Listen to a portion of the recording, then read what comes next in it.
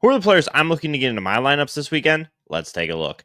First is DeAndre Swift, who is fresh off of 4 top 20 finishes, including two 20-plus point performances, and he likely would have had a fifth had he played last week. Now, this week, he faces off against the Giants defense that's given up the second most points to the running backs over the last 4 weeks, and is tied for the league with 6 scrimmage touchdowns surrendered to the running backs. It seems likely that Swift is in for potentially a top 15 finish here in week 10. Next is Zay Flowers. It may have been since week 1 since Zay Flowers has a top 12 finish.